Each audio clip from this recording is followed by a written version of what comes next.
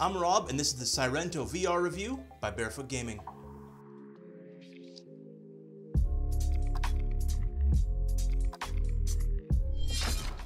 So what is Sairento VR? This is a game where you play as a female ninja assassin, and you go through either a campaign mode or an arcade mode. In the arcade mode, you start off fully powered up, so this is more designed for people that either want to just jump straight into the game, full on, or for a place that's actually running games like this in VR arcades. The campaign mode has an actual storyline, which, not gonna spoil it, but you are a ninja in the future, and in the end, you're really out to kill a bunch of bad guys. And of course, I have to talk about the movement style, or else I would be doing a great disservice to this game.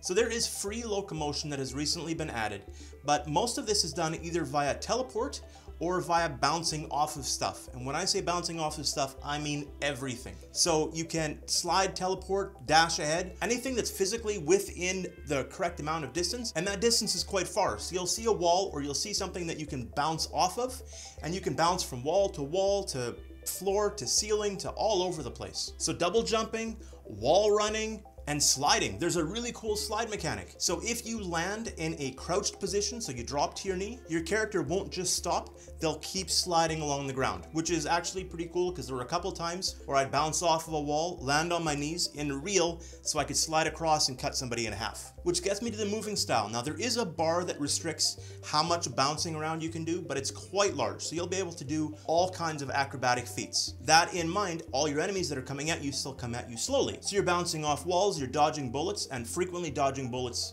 in bullet time. So it feels cool when a shotgun blast is coming at you and you start kind of moving out of the way so the bullets move past you.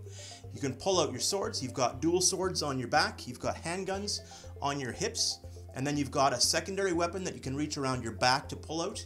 So by default, they all come as a basic handgun. You have basic swords, and you have like an Uzi type gun behind your back. However, as you progress through the game, you get points and all of your weapons can be upgraded. So you can choose different kinds of weapons, different handguns with different stopping power, a shotgun instead of a Uzi behind your back, plasma swords instead of regular swords, and on it goes. So let's see, we've touched on weapons, we've talked on combat, we've talked on movement. There's also upgrades for some of the weapons. You can get really unique upgrades that'll let your weapons do secondary attacks. And let's not forget there's also a multiplayer mode. So if you decide you want to face off against other ninja type people in the real world, that's an option. Keep in mind they're going to be moving at the same speed as you, and this is a great way to really feel overpowered when you're playing single player because everyone else slows down, whereas multiplayer that does not happen. And to top it all off, after you finish the campaign, after you go through multiplayer, get tired of multiplayer, there's also randomized missions, which I actually found to be more difficult than the missions that you run in the campaign itself. So there's quite a lot to do in this game. Let's get straight to the review. This game is priced at $32.99 Canadian at full price. Obviously, if you find it on sale or if you find it at the right time, it's going to be cheaper. We will review it at its full price. Out of 5, how many flashy ninjas would I give this out of 5? I'd give it a 3.5. Don't get me wrong, this game is a blast. I had lots and lots of fun doing this. In fact, this is the first VR game in a very long time that actually had me dreaming in VR when I went to bed at night. It was Don't forget to subscribe. really cool because you kind of feel like a superhero with your ability to bounce off of things, and it's really well done. The bullet time, the enemies, all of that feels fantastic. The game isn't super easy, so you're gonna have a challenge. Also, you can choose what difficulty level you want to play through all your missions.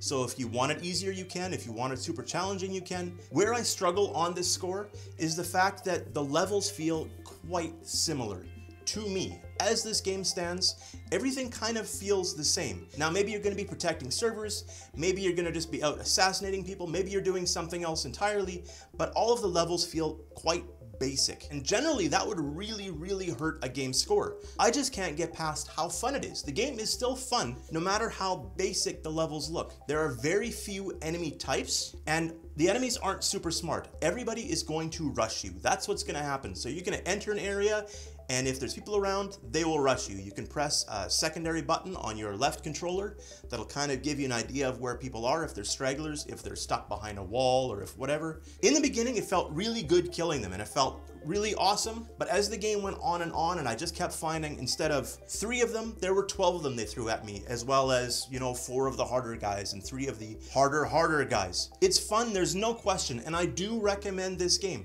Even at full price, I think you're gonna have a blast playing it, but there are kind of rough edges. If the game were more polished in the sense that the level design was done a little prettier, if the levels were kind of just more interesting one to another, I would have rated it higher.